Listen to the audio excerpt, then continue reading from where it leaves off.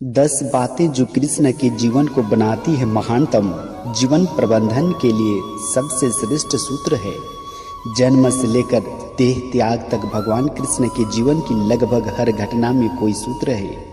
युद्ध भूमि पर दिया गया गीता का उपदेश संसार का श्रेष्ठतम ज्ञान माना जाता है।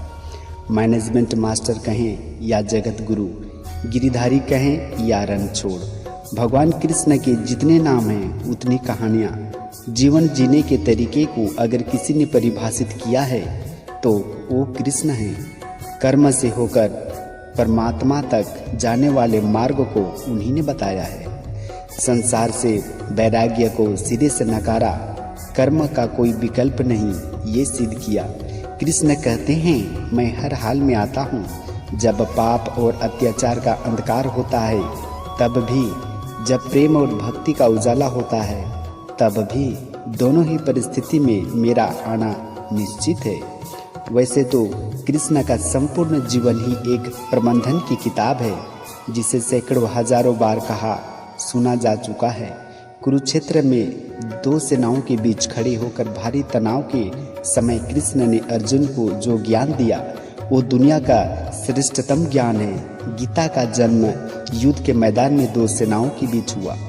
जीवन की श्रेष्ठतम बातें भारी तनाव और दबाव में ही होती है। अगर आप दिमाग को शांत और मन को स्थिर रखने की कोशिश करते तो सबसे बुरी परिस्थितियों में भी आप अपने लिए कुछ बहुत बेहतरीन निकाल पाएंगे। ये कृष्ण सिखाते हैं। गीता पढ़ने से पहले अगर इसी बात को समझ लिया जाए तो गीता पढ़ना सफल हुआ। कृष्ण का जीवन ऐसी ही बातों से भरा पड़ा है। ज़रूरत है नज़रिए की। उनका जीवन आपके लिए मैथोलॉजी का एक हिस्सा मात्र भी हो सकता है और आपका पूरा जीवन बदल कर रख देने वाला ज्ञान भी। आवश्यकता हमारी है, हम उनके जीवन से लेना क्या चाहते हैं। कृष्ण मात्र कथाओं में पढ़ा या सुना जाने वाला पात्र नहीं है, वो चरित्र और व्यवहार में उतारे जाने वाले देवता हैं। कृष्ण से सीखें कैसे जीवन को श्रेष्ठ बनाया जाए। 10 बातें हैं जो अगर व्यवहार में उतार ली तो सफलता निश्चित मिलेगी। शुरू से अंत तक जीवन संघर्ष ही है। कारागृह में जन्मे कृष्ण पैदा होते ही रात में यमुना पार कर गोकुल ले जाया गया। तीसरे दिन पूतना मारने आ गई। यहाँ से शुरू हुआ संघर्ष देह त्यागने से पहले द्वारिका डुबोने तक रहा। कृष्ण का जीवन कहता है, आप कोई भी हो, संसार में आए हैं तो संघर्ष हमेशा रहेगा। मानव जीवन में आकर परमात्मा भी सांसारिक चुनौतियों से बच नहीं सकता। कृष्ण ने कभी किसी बात की शिकायत नहीं की, हर परिस्थिति में जिया और जीता। कृष्ण कहते हैं, परिस्थितियों से भागो मत, उसके सामने डटकर खड़े हो जाओ, क्योंकि कर्म करना ही मानव जीवन का पहला कर्तव्य है। हम कर्मों से ही परेशानियों से जीत सकते हैं। स्वस्थ शरीर से ही विजय है। कृष्ण का बचपन माखन मिष्टी खाते हुए गुजरा। आज भी भोग लगाते हैं हम, लेकिन ये संकेत कुछ और है। आहार अच्छा हो, शुद्ध हो, बल देने वाला हो। बचपन में शरीर को अच्छा आहार मिलेगा तो ही इंसान युवा होकर वीर बनेगा। शरीर को स्वस्थ रखना है तो बचपन से ध्यान देने की ज़रूरत है। ये पेरेंटिंग के दौर से गुजरे रहे युवाओं के लिए बड़ा मैसेज है। अपने बच्चों को ऐसा खाना दें जो उनको बल दे, सिर्फ स्वाद के लिए ही ना खिलाएं, तभी वे बड़े होकर स्वयं को और समाज को सही दिशा में ले जा पाएंगे। पढ़ाई किताबी ना हो, रचनात्मक हो। कृष्ण ने अपनी शिक्षा मध्य प्रदेश के उज्जैन में सांदीपनि ऋषि के आश्रम में रहकर पूरी की थी। कहा जाता है 64 दिन में उन्होंने 64 कलाओं का ज्ञान हासिल कर लिया था। वैदिक ज्ञान के अलावा उन्होंने कलाएं सीखी। शिक्षा ऐसे ही होनी चाहिए जो हमारे व्यक्तित्व का रचनात्मक विकास करे। संगीत, नृत्य, युद्ध सहित 64 कलाओं कृष्ण के व्यक्तित्व का हिस्सा हैं। बच्चों में कोरा ज्ञान ना भरें, उनकी रचनात्मकता को नए आयाम मिले, ऐसी शिक्षा व्यवस्था हो। रिश्ते से ही जीवन है, बिना रिश्तों के कुछ नहीं। कृष्ण ने जीवन भर कभी उन लोगों का साथ नहीं छोड़ा जिनको मन से अपना माना। अर्जुन से वे युवा अवस्था में मिले, ऐसा महाभारत कहती है। लेकिन अर्जुन से उनका रिश्ता हमेशा मन का रहा। सुदामा हो या उद्धव, कृष्ण ने जिसे अपना मान लिया उसका साथ जीवन भर दिया। रिश्तों के लिए कृष्ण ने कई लड़ाइयाँ लड़ी और रिश्तों से ही कई लड़ाइयाँ जीती। उनका सीधा संदेश है, सांसारिक इंसान की सबसे बड़ी धरोहर रिश्ते ही हैं। अगर किसी के पास रिश्तों का साथी नहीं है तो वो इंसान संसार के लिए गैर जरूरी है।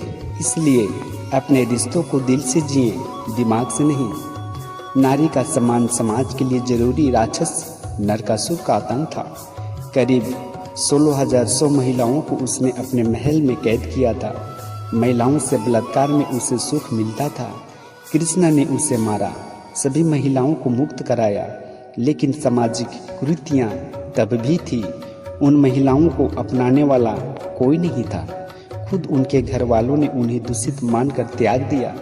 ऐसे में कृष्ण आगे आए, सभी 16,100 महिलाओं को अपनी पत्नी का दर्जा दिया। समाज में उन्हें सम्मान के साथ रहने के लिए स्थान दिलाया। कृष्ण ने हमेशा नारी को शक्ति बताया, उसके सम्मान के लिए तत्पर रहे। पूरी महाभारत नारी के सम्मान के लिए ही लड़ी गई। सो आप कृष्ण भक्त हैं तो अपने आसपास की महिलाओं का पूरा सम्मान करें। कृष्ण की कृपा पाने का ये सरलतम मार्ग है। आपके मतभेद अगली पीढ़ी के लिए बाधा ना बने। कर्म ही लोग जानते हैं। जिस दुर्योधन के खिलाफ कृष्ण ने आजीवन पांडवों का साथ दिया, उसकी मौत का कारण भी कृष्ण की कूटनीति बनी। वही दुर्योधन रिश्ते में कृष्ण का समधी भी था। कृष्ण के पुत्र सांब ने दुर्योधन की बेटी लक्ष्मणा का अपहरण करके उससे विवाह किया था, क्योंकि लक्ष्मणा सांब से विवाह करना चाहती थी, लेकिन दुर्योधन खिलाफ था। सांब को कौरवों ने बंदी भी बनाया था। तब कृष्ण ने दुर्योधन को समझाया था कि हमारे मतभेद अपनी जगह है, लेकिन हमारे विचार हमारे बच्चों के भविष्य में बाधा नहीं बनने चाहिए। दो परिवार के आपसी झगड़े में बच्चों के प्रेम की बलि ना चढ़ाई जाए। कृष्ण ने लक्ष्मणा को पूरे सम्मान के साथ अपने यहाँ रखा। दुर्योधन से उनका मतभेद हमेशा रहा, लेकिन उन्होंने उसका प्रभाव कभी लक्ष्मणा और सांब की गृहस्थी पर नहीं पड़ने दिया। शांति का मार्ग ही विकास का रास्ता है। कृष्ण ने महाभारत युद्ध के पहले शांति से समझौता करने के लिए पांडवों और कौरवों के बीच मध्यस्थता की। हालांकि दोनों ही पक्ष युद्ध लड़ने के लिए आतुर थे, लेकिन कृष्ण ने हमेशा चाहा कि कैसे भी युद्ध टल जाए। झगड़ों से कभी समस्याओं का समाधान नहीं होता है। शांति के मार्ग पर चलकर ही हम समाज का रचनात्मक विकास कर सकते हैं। कृष्ण ने समाज की शांति से मन की शांति तक दुनिया को ये समझाया कि कोई भी परेशानी तब तक मिट नहीं सकती जब तक वहाँ शांति ना हो। फिर चाहे वो समाज हो या हमारा खुद का मन, शांति से ही सुख मिल सकता है, साधनों से नहीं। हमेशा दूरगामी परिणाम सोचे। महाभारत में जुए की घटना के बाद पांडवों को वनवास हो गया। कृष्ण ने अर्जुन को समझाया कि ये समय भविष्य के लिए तैयारी करने का है। महादेव शिव, देवराज इंद्र और दुर्गा की तपस्या करने को कहा। कृष्ण जानते थे कि दुर्योधन को कितना भी समझाया जाए, वो पांडवों को कभी उनका राज्य नहीं लौटाएगा। तब शक्ति और सामर्थ्य की जरूरत होगी। करने के कुंडल कवच पांडवों की जीत में आड़े आएंगे, ये भी वे जानते थे। उन्होंने हर चीज़ पर बहुत दूरगामी सोच रखी। कोई भी फैसला तात्कालिक आवेश में नहीं लिया। हर चीज़ के लिए आने वाली पीढ़ियों तक का सोचा। यही सोच समाज का निर्माण करती है। हर परिस्थिति में मन शांत और दिमाग स्थिर रहे। पांडवों के राजसूय यज्ञ में शिशुपाल कृष्ण को अपशब्द कहा करता रहा। छोटा वह था, लेकिन मर्दाएं तोड़ दी। पूरी सभा चकी थी। कुछ क्रोधित भी थे, लेकिन कृष्ण शांत थे, मुस्कुरा रहे थे। शांति दूत बनकर गए तो दुर्योधन ने अपमान किया। कृष्ण शांत रहे। अगर हमारा दिमाग स्थिर है, मन शांत है, तभी हम कोई सही निर्णय ले पाएंगे। आवेश में हमेशा हादसे होते हैं, ये कृष्ण सिखाते हैं। विपरीत परिस्थितियों में भी कभी विचलित नहीं होने का गुण कृष्ण से बेहतर कोई नहीं जानता। लीडर बने, श्रेय लेने की होड़ से बचे। कृष्ण ने दुनिया भर के राजाओं को जीता था। जहाँ ऐसे राजाओं का राज था जो भ्रष्ट थे, जैसे जरासंध, लेकिन कभी किसी राजा का सिंहासन नहीं छीना। कृष्ण के पूरे जीवन में कभी ऐसा नहीं हुआ कि उन्होंने किसी राजा को मारकर उसका शासन खुद लिया हो। जरासंध को मारकर उसके बेटे को राजा बनाया, जो चरित्र का अच्छा था। सभी जगह ऐसे लोगों को बैठाया जो धर्म को जानते थे। कभी किंग नहीं बने, हमेशा किंग मेकर की भूमिका में रहे। महाभारत युद्ध में भी खुद हथियार नहीं उठाया, पूरा युद्ध कूटनीति से लड़ा।